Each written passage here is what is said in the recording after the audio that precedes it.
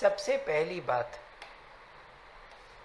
आप लोग प्री को क्लियर करके आए हो, ये प्री क्लियर हो गया आपका। आपने इस प्री के लिए क्या किया था? आपने इस प्री के लिए, जहाँ तक हम मान के चलते हैं, आपने बेयर एक्ट्स को रीड आउट किया पूरा का पूरा, कंप्लीट, ये आपने किया होगा। हम बात करें तो आपने सारे लीडिंग केसेस आपने तैयार किए होंगे, तो आपने अपना प्री क्लियर किया, बेयर एक्ट्स हो गए, लीडिंग केसेस हो गए, इतना आपने किया होगा। और थोड़ा सा अगर हम लोग देखें तो आपने बुक्स को यहाँ कम यूज़ किया है, थॉरल स्टडी नहीं की होगी, और अगर कर भी ली होगी, हो सकता है आपने कंप्लीट कर रखी हो तो अच्छी बात है। अगर आपने बुक्स की भी कंप्लीट स्टडी कर रखी थी तो इसके अंदर से जो क्वेश्चंस बनाए गए थे वो आप अटेम्प्ट कर सकते हो, तो प्री क्लियर हो जाएगा। आपने अगर बुक्स को नहीं पढ़ा, केवल आप बेयर एक्ट को पढ़ के चले गए, तो प्री क्लियर होना मुश्किल है। पहले कोई ज़माना हुआ करता था जब केवल बेयर एक्ट पे फोकस किया जाता था और प्री क्लियर हो जाता था। अब नहीं है ऐसा। अब तो लीडिंग केसेस भी आ गए। अब बुक्स भी आपको अंदर से पढ़ना पड़ेगा, कमेंट्रीज। बुक्स का मतलब है कमेंट्री। हम आज बात करने जा रहे हैं कि मेंस की प्रिपरेशन कैसे करें। सबसे पहले आपका स्टडी लेवल, आपको अपना स्टडी लेवल चेंज करना पड़ेगा। आपने अभी तक आरजेएस के अकॉर्डिंग तैयारी की होगी कि मैं आरजेएस की तैयारी कर रही हूँ। अब आपको चेंज करके करना होगा यूपीएससी का। आपको ये सोचना होगा कि मुझे सिविल सर्विसेज की तैयारी कर रही हूँ। अब आरजेएस और सिविल सर्विसेज, इन दोनों में ज़मीन आसमान का फ़र्क है। इन दोनों की प्रिपरेशन के अंदर आपको अपना लेवल ये रखना है। और जो इस समय यानी कि 2025 में एग्ज़ाम देंगे, वो भी ध्यान से सुने, वो अभी से अपने लेवल को यहाँ रखें, इस लेवल की प्रिपरेशन करें। जहाँ ये कहती है कि मुझे आप 16 घंटे पढ़ें, तो यहाँ पर आपका 10 से 12 घंटे के अंदर काम चलता है, जिसे आप हाईएस्ट मानते हैं। आपको इस लेवल पे जाना है, तो ये लेवल आपको इधर ज्वाइन करना है, 16 घंटे डेली, तब जाकर के हम लोग निकल पाएंगे। और ये सफलता आपको 1 साल की नहीं है, इसके लिए आपको कई बरसों तक आपको मेहनत करनी होगी। जिससे कि एलएलबी में अगर आपने एडमिशन लिया है तो first year, second year, third year, यहीं से आपको तैयारी करनी है इस लेवल की। तब आपको डेली 16 घंटे देने की ज़रूरत नहीं है, तब आपका काम केवल 5 घंटे से चल सकता है, इससे चल सकता है। और यहाँ जा कर के आप 10 घंटे दे दो और आप यहाँ से सेलेक्ट हो जाओगे। अगर आपने अपनी एलएलबी की पढ़ाई ऐसे नहीं करी है, फिर एलएलबी हो गई और अब तैयारी कर रहे हो, तो आपको फिर 16, 17, 18, 20 घंटे पढ़ना पड़ेगा।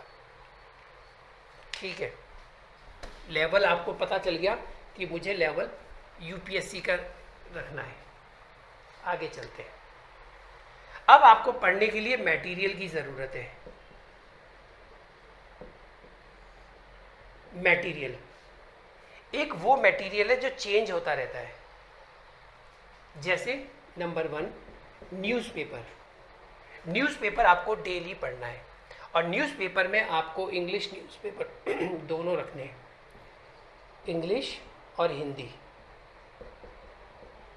आप कोई सा भी रख सकते हैं, जो भी आपके आता है। इंग्लिश में आप हिंदू रख लें, द हिंदू, अच्छा न्यूज़पेपर है। इकोनॉमिक्स टाइम्स भी रख सकते हो आप, एक इकोनॉमिक्स टाइम्स भी आता है पेपर। ये न्यूज़पेपर आपको क्यों पढ़ना पड़ रहा है? ये आपको पढ़ना पड़ रहा है इंग्लिश और हिंदी पेपर में, ये ज़्यादा काम आएगा, इंग्लिश और हिंदी पेपर में। फिर सिलेक्शन कुछ ही लोगों का क्यों होता है? क्योंकि उन लोगों ने कुछ हट के काम किया था, क्योंकि वो रोज़ न्यूज़पेपर पढ़ते थे। अब ये जो बात मैंने बोली है वो हिंदी न्यूज़पेपर पढ़ के बोली है, आप उसका इंग्लिश में पढ़ना, फिर दोनों की कटिंग करके आप अपनी कॉपी में बना लो। ये काम अब आप लोगों के लिए नहीं है, आप तो केवल हाईलाइट कर दो और पेपर को संभाल के रखना। ये बात है जो लोग अब प्री की तैयारी करेंगे, मेंस की तैयारी करेंगे, वो अभी से इस काम को करना शुरू कर दें। आप न्यूज़पेपर अपना हॉकर से बोल दो और अब पढ़ना शुरू कर दो, और जुडिशरी से रिलेटेड कहीं भी कोई बात आती है तो उसको हाईलाइट करो। ये हो गई पहली बात। इससे आगे चलते हैं। न्यूज़पेपर के बाद आपके पास होनी चाहिए मैगजीन्स। मैगजीन्स भी तो आपके पास हो। न्यूज़पेपर में थोड़ी बहुत बात आ गई, फिर ऐसी मैगजीन्स जिसके अंदर लॉ की बातें दे रखी हो, कोई लीगल टॉपिक्स के बारे में समझाया गया हो, वो मैगजीन्स आप परचेज करिए। इन मैगजीन्स को पढ़िए आप। कोई मार्केट में 10 रुपये में भी आएगी, 30 रुपये की भी आ सकती है। कुछ ऐसी होती हैं जो वीकली आती हैं, कुछ मंथली आती हैं, आप परचेज कर सकते हो। ये मटेरियल है आपका जो आपको कंटिन्यू रखना है। अब इधर आ जाइए, दूसरा मटेरियल क्या बोलता है। आप तैयारी कर रहे हैं आरजीएस मेंस की, तो आपके पास प्रीवियस पेपर्स होने चाहिए, प्रीवियस पेपर्स। लेकिन ये प्रीवियस पेपर्स किसके होने चाहिए? ये आपके पास आरजीएस के अलावा आपके पास एमपीजेएस का, Gujarat judicial service, Delhi judicial service, UPJS का, ऐसे बिहार जुडिशल सर्विस, इनके भी ना ले पाओ तो कोई बात नहीं, आपको ये 3 तो रखने ही होंगे। इनके प्रीवियस पेपर्स तो आपको निकालने ही होंगे। आप जो अभी प्री का एग्जाम देंगे वो लोग सुने, वो प्री का भी निकालें और मेंस का भी निकालें। सर इसमें और हमारे सिलेबस में डिफरेंस है। हाँ बिल्कुल है, सिलेबस में डिफरेंस। इसके अंदर जीके भी आती है, हमारे जीके नहीं आती। कुछ एग्जाम्स ऐसे होंगे जिसमें ज्यूरिस्प्रूडेंस भी आ रहा होगा, हिंदू लॉ भी आ रहा होगा, मोमेंटल लॉ भी आ रहा होगा। मैंने कब कहा? मैं तो सिर्फ ये कह रहा हूँ कि आपके सिलेबस के जो क्वेश्चंस यहाँ पर मिल रहे हैं उनको निकालना शुरू कर दो। अब बात आती है ये प्रीवियस पेपर्स हम लोग कहाँ से लें। इसके लिए आपको वेबसाइट्स देखनी होंगी। वेबसाइट्स में यहाँ पर ये चीज़ तो और लिखना भूल गया, वेबसाइट्स आपको देखनी है। रेगुलर नहीं देख पाओ तो आप हफ्ते में 1 दिन तो वेबसाइट को देख लिया करो, संडे। पार्लियामेंट, लोकसभा, राज्यसभा, आपको ये वेबसाइट देखनी चाहिए। और आपके पास अगर अभी टाइम है, एक रिप्रेजेंटेटिव एक्ट है, वो भी आपको पढ़ लेना चाहिए। अब आप कहेंगे कि रिप्रेजेंटेटिव एक्ट हमारे कौन से कोर्स में है? कोर्स में नहीं है, लेकिन ऐसे राइटिंग के अंदर तो आ सकता है। ऐसे राइटिंग में क्यों? इमरजेंसी के ऊपर आ सकता है ऐसे राइटिंग। इमरजेंसी के ऊपर ऐसी राइटिंग है और आपने पीपल रिप्रेजेंटेटिव एक्ट नहीं पढ़ा, जो सारी की सारी कहानी वहीं से शुरू होती है। इमरजेंसी लगने के पीछे रीजन ही वही निकल के आया, तो वो आपको पढ़ना है। चलिए, तो अभी जिनका अभी मेंस है उनके पास टाइम पीरियड बहुत कम है। रिजल्ट आने के 50 से 60 दिन के बीच में आपका मेंस हो जाएगा। उस 2 महीने के अंदर जो मैं ये सब चीज़ें बता रहा हूँ, इतना अब आपके पास टाइम नहीं होगा। आप न्यूज़पेपर तो कम से कम आप कर लेना, प्रीवियस पेपर्स आप निकाल लेना। 2012, 11, 13 जो भी है, ज़्यादा पीछे जाने की ज़रूरत नहीं है, इतना बहुत है। आप यहाँ से प्रीवियस पेपर्स निकाल करके फिर आगे किस तरह से पढ़ाई करनी है वो बता रहा हूँ। अब बात कर रहे हैं हम, हमारे पास क्या क्या चीज़ें हो गई। हमारे पास प्रीवियस पेपर्स हो गए। प्रीवियस पेपर्स हमारे पास बेयर एक्ट रख लो अपने पास, बेयर एक्ट आपके पास होने चाहिए। बेयर एक्ट के बाद आपके पास बुक्स होनी चाहिए। अब आपको क्या करना है, अब आप कोई एक पेपर उठाइए। देखिए, आपने ये पेपर लिया और ये पेपर है 2015 का और ये पेपर है सपोज आरजीएस का। उठा लिया, हाँ। अब इस पेपर में, ये पेपर आपने लिया क्रिमिनल का, ये पेपर है आपके पास 2015 का क्रिमिनल का, ऐसे ही ये सिविल क्रिमिनल का ले लिया, ठीक है। अब इसको खोलना, अब इसके अंदर आप काम किस पे कर रहे हैं, आप कर रहे हैं आईपीसी। आपके पास पूरे 18 एक्ट है, वो एक अलग साइड में रखो, आईपीसी। अब आईपीसी 2015 में आईपीसी के कौन कौन से क्वेश्चंस आए थे, आपने देखा क्वेश्चन नंबर 5, क्वेश्चन नंबर 7 और क्वेश्चन नंबर 20। ये 3 क्वेश्चन थे जो 2015 में आईपीसी के ऊपर बने हुए थे। अब ये आप लिख लेंगे यहां पे कि 2015 के अंदर नंबर ऑफ क्वेश्चंस 3 क्वेश्चन आए, ठीक है। अब ये जो क्वेश्चन पूछा गया था, इस क्वेश्चन को पढ़िए, ये क्या कह रहा है, ये कह रहा है कि प्राइवेट डिफेंस से आप क्या समझते हैं और किस किस के विरुद्ध प्राप्त है, ठीक है। तो अब आप ये देखिए क्वेश्चन नंबर 5 किस टॉपिक से लिया गया है, ये लिया गया है चैप्टर नंबर 4 से। इस 7 नंबर क्वेश्चन को पढ़ते हैं, ये कहता है कि criminal miss appropriation of property और क्रिमिनल ब्रीच ऑफ ट्रस्ट में क्या डिफरेंस है। तो इसका मतलब ये लिया गया है चैप्टर नंबर 17 से। फिर इसको पढ़ते हैं, यहां पे क्वेश्चन आ गया डिफॉर्मेशन का, तो साहब ये डिफॉर्मेशन वाले टॉपिक से लिया गया है, जो चैप्टर है उसका मान लीजिए। अब आपने 2016 का पेपर लीजिए, 2016 में आपने देखा आईपीसी चल रहा है, अभी आप कोई और सब्जेक्ट मत रखना, आईपीसी चल रहा है। अब इसमें आपने देखा क्वेश्चन नंबर 3, क्वेश्चन नंबर 9, बस 2 ही क्वेश्चन आए। तो 2016 में आपके पास 2 ही क्वेश्चन आए। पहला क्वेश्चन क्या कहता है, देखिए पहला कहता है explain the following, A Dolly in capex, B insane person. तो आपने देखा यार ये क्वेश्चन तो चैप्टर नंबर 4 का है। क्वेश्चन नंबर 9 देखा आपने और उसमें आ गया write down the operation of IPC, operation of IPC आ गया। इसका मतलब है कि चैप्टर नंबर 1 से उठा करके आ गया। अब यहां पे बताना है कि कहां लागू होती है, कहां नहीं होती है, कितना न्यूट्रल मील्स माना जाता है समुद्र का, कितना एयर स्पेस को लिया जाता है, कब आईपीसी कब लागू, कौन आईपीसी के अंदर आएगा, ऑफेंस कमिटेड कहां हो रहा है, बाहर हो रहा है, यहां हो रहा है, यहां बैठ के, ये सारी बातें, ये ऑपरेशन ऑफ आईपीसी के अंदर आ गया। एक क्वेश्चन और दे रखा है और वो दे रखा है कॉमन इंटेंशन और कॉमन ऑब्जेक्ट का, सेक्शन 34 और 149। तो आपने देखा कि चैप्टर नंबर 4 से यहां भी आया, यहां भी आया, लेकिन क्वेश्चन अलग है। इस तरह से जब आप करेंगे तो आपको पता चलेगा कि चैप्टर नंबर 4 से मोस्टली क्वेश्चन हर बार आ रहा है, लेकिन क्वेश्चन हर बार अलग अलग करके आ रहा है।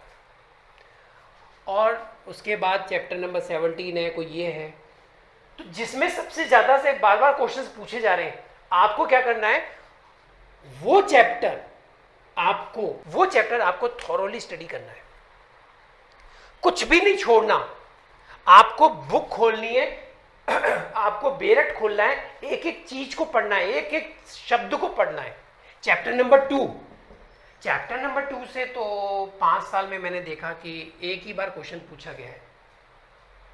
तो यहां पर आप हल्का सा पढ़ लोगे, कोई दिक्कत नहीं है। तो कितने चैप्टर हैं पूरे आईपीसी में? आईपीसी में 23 चैप्टर हैं और ज्यादातर क्वेश्चन देखे गए तो मुश्किल से 10 चैप्टर्स के आए हैं। तो जो बच्चे अभी प्री की तैयारी कर रहे हैं उनको तो क्या करना है, वो 10 चैप्टर आपको थॉरो पढ़ने हैं। वो लोग प्री का भी पेपर निकालेंगे तो प्री में ज्यादा पढ़ना पड़ता है और मेंस में उसके कंपैरिजन में कम पढ़ना पड़ता है। प्री में थोड़ा ऊपर ऊपर से काम चल जाता है, लेकिन मेंस के लिए आपको डेप्थ में जाके पढ़ना पड़ेगा। इसीलिए अपन अपनी क्लासेस में डेप्थ में जाके पढ़ते हैं। तो यहां पता चला कि 10 चैप्टर है, 10 चैप्टर में से जो चैप्टर नंबर 4 है, 7 है, 3 है और 12 है और 16 है, 2 3 4 5, ये 5 जो चैप्टर है ना, इसमें ज्यादा क्वेश्चंस आए। तो आपको इन्हीं पे फोकस करना है। इस बार भी आपके मेंस में आईपीसी के अंदर यही चैप्टर्स हैं जिनमें से क्वेश्चंस निकल के आएंगे। बस यही समझा रहा हूं मैं आपको। लेकिन चैप्टर नंबर 2 से एक ही बार पूछा गया है तो आप रिस्क ले सकते हैं, चैप्टर नंबर 2 को छोड़ सकते हैं। लेकिन इन चैप्टर्स को तो बिल्कुल भी मत छोड़ना। क्यों? क्योंकि इन्हीं में से ज़्यादातर क्वेश्चंस पूछे गए थे। आपने अभी तक काम किया केवल आईपीसी का। पिछले 10 साल के 15 साल जब जब पेपर हुए उनको खोल करके देखा है। अभी तो बहुत काम बाकी है। जैसे आईपीसी के बाद आप ये काम सीआरपीसी का करेंगे, इसके बाद फिर आप ये टीपी का करेंगे, इसके बाद कॉन्ट्रैक्ट का करेंगे, पूरे सब्जेक्ट्स का करेंगे। माइनर एक्ट पहले नहीं थे, बाद में शुरू हुए, तो कोई दिक्कत नहीं है। बात यही खत्म नहीं हुई। अब आपको यही काम आपको एमपीजीएस में करना है, यही काम आपको गुजरात जुडिशियल में करना है। अब आपको क्या करना है? चैप्टर नंबर 4 आईपीसी का इंपॉर्टेंट है आरजीएस के हिसाब से। आपने जब देखा एमपीजीएस, देखा चैप्टर नंबर 4 से क्वेश्चंस आए, ये आपको सहूलियत ये देंगे। हम एमपीजीएस की तैयारी ही नहीं कर रहे, हम आरजीएस की कर रहे हैं। तो अब दूसरे स्टेट के जो पेपर्स आपने खोल के देखे, उसके पीछे रीजन ये है कि चैप्टर नंबर 4 मेरे लिए बहुत इंपॉर्टेंट है, आरजीएस में बहुत बार आया हुआ है। तो इस चैप्टर नंबर 4 पे और क्वेश्चंस कैसे बन सकते हैं? सर हमारे पास तो गाइड है। गाइड्स एक अलग चीज होती है, एग्जाम में आए हुए क्वेश्चंस अलग तरह से बात बताते हैं। ये ऑथेंटिक है, ये पूछे गए हैं, वो पूछे जा सकते हैं। तो जो पूछे गए हैं जुडिशरी में, उसके आने की संभावना ज्यादा है in comparison to assumptions of the other persons guides. तो यहां पे आपने एमपीजीएस को देखा, चैप्टर नंबर 4 पे देखा, ये वाला क्वेश्चन है जो ये कह रहा है कि कंसेंट बताइए आप, different types of consents in the commission of the offence not punishable due to consent. तो कंसेंट के टॉपिक्स पे क्वेश्चन आया, ये तो कभी आया ही नहीं हमारे आरजीएस में। तो हो सकता है कि ये वाला क्वेश्चन आ जाए। अब बात ये आती है कि क्या ऐसा का ऐसा ही क्वेश्चन उठ के आ जाएगा? तो ये इस वाली बात को आप ये समझ सकते हो कि ऐसा का ऐसा भी नहीं आ सकता। लेकिन आपको आइडिया हो गया कि यार कंसेंट पे क्वेश्चन बन सकता है। इससे पहले सपोज हमने एमपीजीएस का पेपर नहीं देखा, हमने केवल आरजीएस के पेपर पे फोकस कर रहे हैं, ठीक है। और हमने देख लिया कि चैप्टर नंबर 4 इंपॉर्टेंट है। चैप्टर नंबर 4 पे जितने क्वेश्चन आए थे हमने वो कर लिए। अब क्या करना है हमको? सर ने कहा था कि ये थोरोली पढ़ना है। अब आप इसको पढ़ना शुरू कर दिया। लेकिन जब आपको पता चला कि चैप्टर नंबर 4 पर एमपीजीएस के पेपर में इस तरह का क्वेश्चन आया, तो आपका दिमाग एक सेट बन गया, यार कंसेंट पे इस तरह से क्वेश्चन पूछा जा सकता है। तो थोरो तो पढ़ना ही पढ़ना है, लेकिन उसके बाद भी आपको ये समझ में नहीं आ रहा कि क्या पूछ सकता है। तो वो ये देख के आपको आइडिया हो गया, गुजरात जुडिशियल का देख के आइडिया हो गया। दिल्ली जुडिशियल सर्विस के पेपर को जरूर देखें, जरूर देखें, जरूर देखें। मैंने पिछली बार भी क्लासेस में यही बोलता था कि पैटर्न चेंज हो जाएगा, पैटर्न चेंज हो जाएगा, और पैटर्न चेंज हो गया। रट्टाफिकेशन नहीं चलेगा, गए वो दिन। तो ये है आपके, ये अभी तक आपने पढ़ना शुरू नहीं किया, ये तो एक्सरसाइज बता रहा हूं मैं आपको। इन्हीं एक्सरसाइज पे काम करना है। और अब वो बात बताने जा रहा हूं, एक सामान्य विद्यार्थी मेंस की तैयारी कैसे करता है उसको देखो। सामान्य विद्यार्थी कैसे करेगा? उसने प्री की तैयारी करी थी तो सारे बेयर एक्ट रट लिए, अब वो मेंस में आ गया। और इसने यहां पर क्या किया था, खूब सारी गाइड पढ़ी थी, गाइड्स, और सारे एमसीक्यूज तक करता गया, टिक टिक लगाता गया। तो वो प्री तो क्लियर हो जाएगा इन लोगों का, मेंस क्लियर करना मुश्किल हो जाएगा। क्यों? क्योंकि उन्होंने कमेंट्री तो पढ़ी ही नहीं। कुछ बच्चों ने क्या किया होगा, सी ऑप्शन, इस क्वेश्चन का सी ऑप्शन है, उसको रट ही लिया होगा। लेकिन अब क्या करोगे मेंस में? वो ये सोचते हैं कि बेयर एक्ट हमने पहले पढ़ा था, हमारा प्री क्लियर हो गया, अब हमें बेयर एक्ट ही बहुत अच्छे से पढ़ना है। नहीं, अब नहीं चलेगा इस तरह से। अब बात होगी आपकी लैंग्वेज पर कि आपको लैंग्वेज कैसी लिखनी है। अगर आप बेयर एक्ट पे चले गए तो बेयर एक्ट की लैंग्वेज को एज इट इज उतारना बहुत मुश्किल काम है। कई लोग कहते हैं कि आपको एज इट इज ही उतारना पड़ेगा। उसका जवाब सुन लो, कैसे हो सकता है। रेप की डेफिनेशन अगर आती है और आपको क्वेश्चन दे दिया है रेप, और यहाँ पे आंसर और उसकी स्पेस है ये वाली, बस यहाँ से लेके यहाँ तक। अब सोचो रेप की डेफिनेशन अगर वैसी एज इट इज उतारोगे तो यहाँ से लेके और यहाँ तक है वो उसकी, ये लो। अब इतनी बड़ी बात को आपको इतने में सलटानी है, तो ये तो एक चीज तो आपको क्लियर हो गई कि एज इट इज उतारना नहीं पड़ता। हाँ, ऐसा तब हो सकता है जब आपका ये क्वेश्चन मान लीजिए 20 नंबर 18 नंबर का हो, तब आपको स्पेस मिलेगी काफी ज्यादा। वहां पे ये पूछ लिया तो मैं कह सकता हूं कि हाँ, यानी कि एग्जामिनर आपसे यही चीज चाहता है।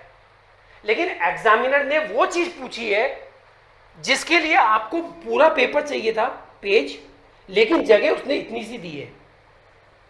तो एग्जामिनर ये चाहता है इस बड़े क्वेश्चन को शॉर्ट फॉर्म में आप कैसे लिख सकते हो।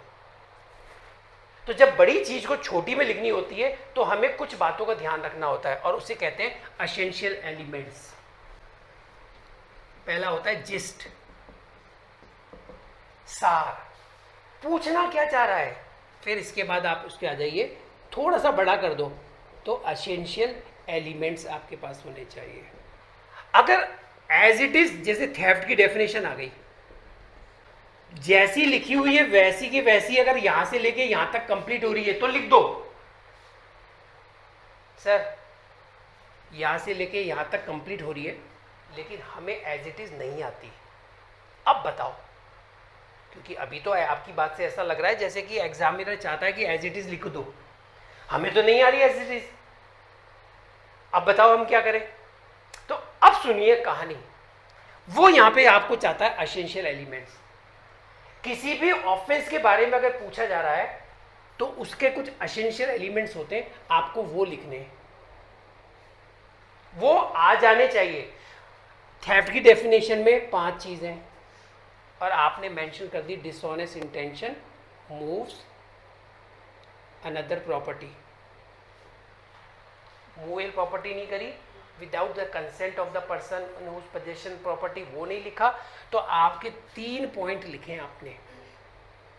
और जब आप ये लिखेंगे यो करके पूरी बात, तो एग्जामिनर कॉपी कैसे चेक करेगा वो भी देख लो। आपकी कॉपी इस तरह से चेक होगी। पहली बात तो उसमें मार्किंग वार्किंग कुछ नहीं की जाती, साइड में आपको नंबर दे देंगे, ये जगह लिखी होती है ऐसे करके, या ऊपर यहाँ पे लिखा होगा 3 मार्क्स, तो यहाँ पे ये जगह होगी, आपको लिख देगा 1.5। बस क्वेश्चन यूं होगा, यूं ही रहेगा आपका। वो पढ़ेगा, पढ़ के 1.5 नंबर दे देगा। वो पढ़ेगा, पढ़ के आपको 1 नंबर दे देगा। 3 नंबर आपको बहुत रेयर मिलेंगे, लेकिन ऐसा नहीं कह रहा हूं कि नहीं मिलते, मिलते हैं। हमें 3 नंबर ही लेके आने हैं सर। अगर 3 नंबर लेके आने तो फिर सेट कर लो अपने दिमाग को। इसने जो चीज पूछी है, इसने जितनी स्पेस दी है, उतनी स्पेस के अंदर ही एक्ट की लैंग्वेज है, तो फिर वही लिखो। ये सच है।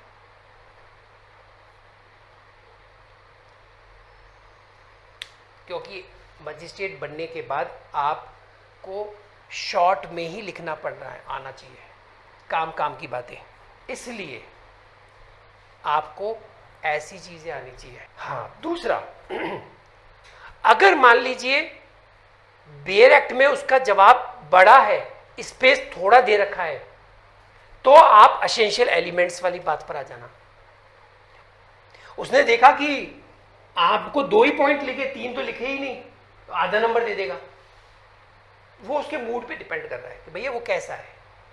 आपको हर चीज के मार्क्स मिल जाएंगे यहां पर, लेकिन अगर आपने पांचों चीज लिखी है और सेक्शन लिख दिया 379, तो आपको 0 मार्क्स मिल जाएगा, कंफर्म 0 मिलेगा, 0।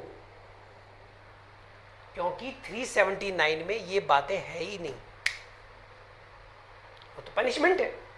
378 में ही 5 बातें, अगर आपने 378 लिख दिया और 5 की जगह 3 बातें लिखी है तो आपको नंबर मिल जाएगा। लेकिन आपने 5 बातें लिखी हैं और धारा 379 कर दी तो 0 मिलेगा। और बड़ा क्वेश्चन है, स्पेस कम है, तो एसेंशियल एलिमेंट्स तो आपको लिखने ही होंगे। आपको इन बातों का ध्यान रखना है, कहां पे शैल आ रहा है, कहां में आ रहा है। यही तो एक कला है मेंस में नंबर लाने की। ये आपको आना चाहिए कि कहां तो केस मुझे लिखना जरूरी है, कहां नहीं है। आप इस बात का विशेष ध्यान रखना, एग्जामिनर को ऐसा नहीं लगना चाहिए कि आपको आता तो है नहीं, केस लिख करके जगह भरने की कोशिश की है।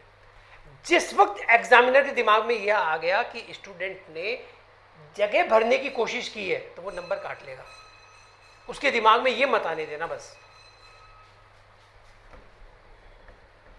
अब बात आती है कि सर एक बात बताइए, बड़ा क्वेश्चन है तो उसमें कम से कम कितने केस का हवाला दिया जाए। अगर एग्जाम में बड़ा क्वेश्चन पूछा गया है तो कितने केस दें। देखो, कितने केस लॉज लिखे, ये कितने लिखे से ज्यादा इंपॉर्टेंट है आप कौन से ईयर के दे रहे हो। केस लॉज में देखिए, सबसे पहला एक केस लॉज को समझो। केस लॉज एक होते लैंडमार्क केसेस। लैंडमार्क केसेस किसे कहते हैं? लैंडमार्क केसेस कहते हैं जिसने या तो आज तक कोई चेंज नहीं हुआ हो, जैसे मौरी बीवी धर्मोदास, वो बदला ही नहीं, वो लैंडमार्क केस में आएगा। बेसिक स्ट्रक्चर केशवानंद भारती, जो उसके बाद कुछ हुआ ही नहीं, उससे पहले कई केसेस में चेंज होते गए, कभी माना कभी नहीं माना, कभी माना कभी नहीं माना, उसे लैंडमार्क केसेस कहते हैं। और लैंडमार्क केसेस, एक सवाल और आता है, सर केस लॉ लिखने के बाद उसमें AIR ये भी लिखने जरूरी है क्या? 100% जरूरी है भैया। लैंडमार्क केसेस के अंदर तो लैंडमार्क केसेस में आपको ईयर लिखना होगा, मार्क्स चाहिए तो आपको वर्ष। लैंडमार्क केस लिख दिया, ईयर आपको लिखना होगा, AIR कौन सा है, सुप्रीम कोर्ट। सर आगे जो पेज नंबर होता है वो, उसकी कोई बात नहीं, आप इतना ही काफी है। 1993। दूसरा, लेटेस्ट जजमेंट। अगर आप अच्छे मार्क्स चाहते हैं तो आपको पता होना चाहिए 2022 में, 2023 में, 2021 में, 20 के बाद। वैसे देखा जाए तो हम लोग 15 या 18 के बाद मान रहे हैं, लेकिन मैं तो आपसे कहूंगा कि 20 से लेकर के 24 तक अगर आपने कोई सुप्रीम कोर्ट के जजमेंट्स दिए तो आपको मार्क्स बहुत अच्छे मिलेंगे। तो जो बच्चे अभी प्री की तैयारी कर रहे हैं वो अभी से इन सब कामों में लग जाओ। आप वेबसाइट को देखना शुरू कर दो, लेटेस्ट सुप्रीम कोर्ट ने क्या क्या जजमेंट दिए उनको पेपर में लिखना शुरू कर दो। एक कॉपी बना लो, latest judgments, supreme court latest judgments, और लिखना शुरू कर दो, ऊपर ऊपर का लिखना शुरू कर दो। इंग्लिश में लिखो चाहे हिंदी में लिखो, आपकी जैसी इच्छा हो वैसे लिखो। उसका स्क्रीनशॉट ले लो, स्क्रीनशॉट लेकर के अपने लैपटॉप में, अपने कंप्यूटर में एक फोल्डर बनाओ और वहां पे जाके सेव कर दो उन पिक्चर्स को, और उनके फोल्डर का नाम लिख दो। उसमें आपको लिखना पड़ेगा लेटेस्ट कौन सा है, कौन से 2023 का है तो कौन किसका है। ये लीडिंग केसेस के बारे में बात ये आ रही है कि कितने केस लॉ दें। मैं फिर कह रहा हूं, स्पेस को भरने के लिए फालतू के केसेस मत दो, यहां मत करना इस तरह की हरकतें। ये जुडिशियल ऑफिसर बनने जा रहे हो आप, यहां आपको ऐसे ही केस लिखने हैं बस। लैंडमार्क केस है तो लिखो। हुआ ये कि केशवानंद भारती का जो लैंडमार्क केस बना कि it's part of constitution but not change the basic structure of the, यहां तक। लेकिन आपने उससे पहले जो केस हुए थे, गोलकनाथ का, सज्जन सिंह का, शंकरी प्रसाद का, वो मेंशन नहीं किया, केवल केशवानंद भारती का कर दिया, नंबर नहीं मिलेंगे। तो आपको उन केस लॉ को भी लिखना जरूरी है। कितने केस लॉ लिखें ये कोई फिक्स नहीं है कि 5 तो कम से कम लिखो, 4 तो कम से कम लिखो, नहीं। वहां एग्जामिनर ये देख रहा है कि आपने लिखे मेंशन कौन से किए हैं। ये हो गई केस लॉ के ऊपर आपकी क्वेरी। एक हो गया स्पेस पे क्वेरी, एक हो गया कि क्या एज इट इज लिखना जरूरी है उसकी लैंग्वेज को, उस पर क्वेरी। अब मैं आपको लैंग्वेज पेपर के बारे में बता दूं बस। लैंग्वेज पेपर्स में हम बात करेंगे इंग्लिश और हिंदी। ग्रामर आप लोगों के प्री में चली गई, अब उसका कोई लेना देना नहीं। यहां पे ऐसे राइटिंग की बातें आएंगी। ऐसे राइटिंग कौन कौन से पूछे जा सकते हैं? ऐसे राइटिंग्स में एक आता है आपका व्यू देखने पड़ेंगे यहां पे। एक तो latest political issue, latest social issue, latest economic issue.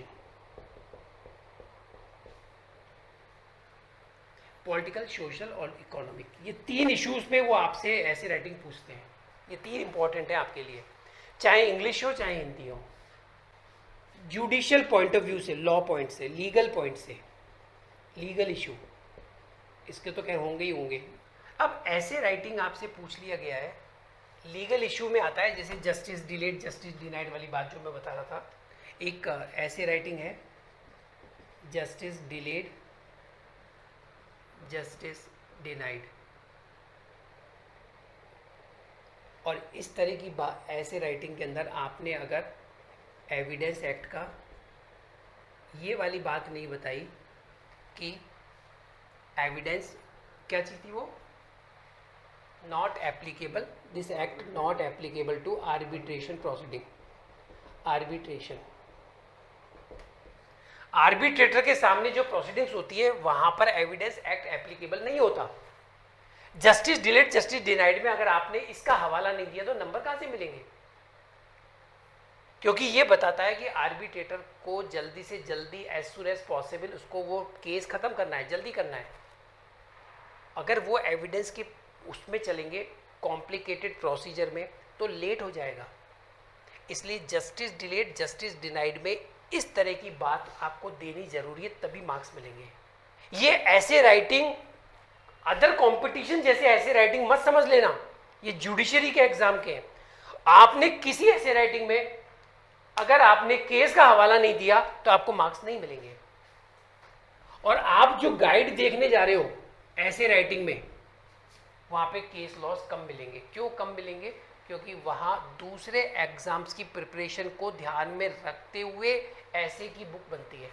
Social issue पे अगर आपको बहुत सारे ऐसे मिल जाएंगे, लेकिन उन ऐसे के अंदर, ऐसेस के अंदर सुप्रीम कोर्ट ने क्या जजमेंट दिया वो नहीं मिलेगा, वो आपको लिखने हैं। नवतेज वाले मामले को लेकर के लिखने हैं, 377 पे आपसे एग्जाम में पूछा जा सकता है। बच्चे आर्टिकल 370 की को लेकर के बहुत ऐसे तैयार करेंगे, वो आने के चांस नहीं है। लेकिन हाँ, आपसे पूछा जा सकता है जम्मू एंड कश्मीर के ऊपर टॉपिक। ये मैं टॉपिक बता रहा हूं आपको, ये इंपॉर्टेंट टॉपिक्स है। टॉपिक इस समय आ सकता है इमरजेंसी पर, जम्मू कश्मीर पे आ सकता है, इमरजेंसी पे आ सकता है, 377 पे आ सकता है, इंडिपेंडेंस जुडिशरी, इस पे क्वेश्चन पूछा जा सकता है। इस समय मीडिया को लेकर के बहुत ज़्यादा एक्टिव हो रहा है, इस मीडिया बहुत एक्टिव है, तो मीडिया के ऊपर आपके ऊपर ऐसे राइटिंग आ सकता है।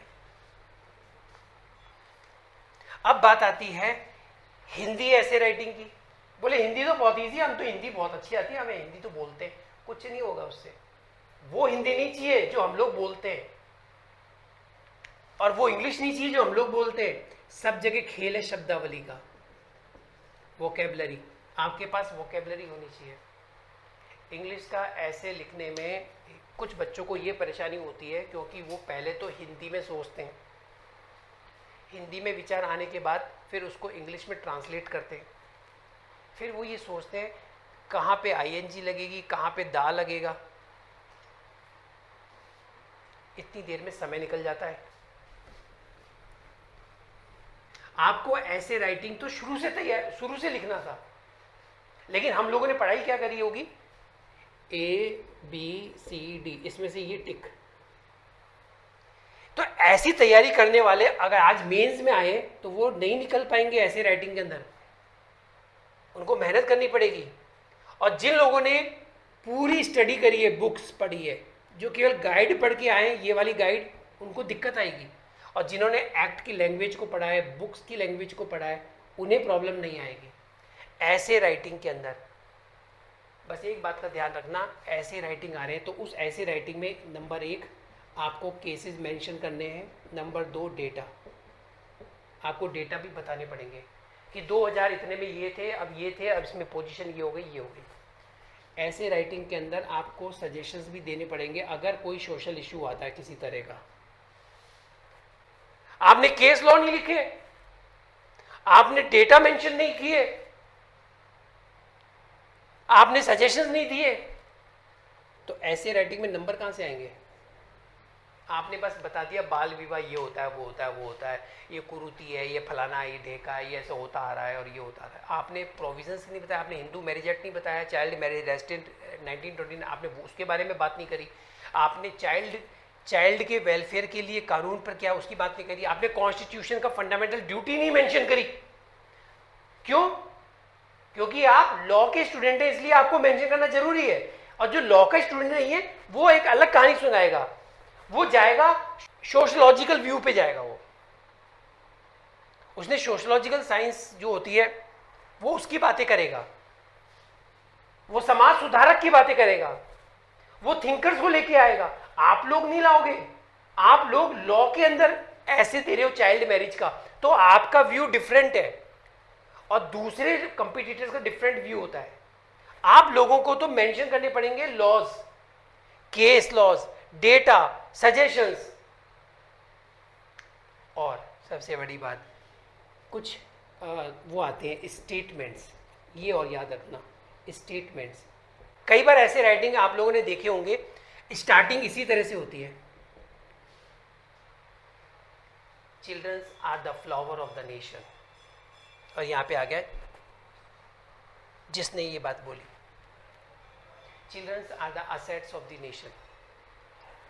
फिर स्टार्ट कर रहे हैं हम लोग चाइल्ड। ये एक बहुत अच्छा तरीका है लिखने का, लेकिन जबरदस्ती मत लिखो। कोई लोग तो अपने मन से, उसको आता तो कुछ है नहीं, लिखना था तो 2 लाइनें शेर शायरी बना ली।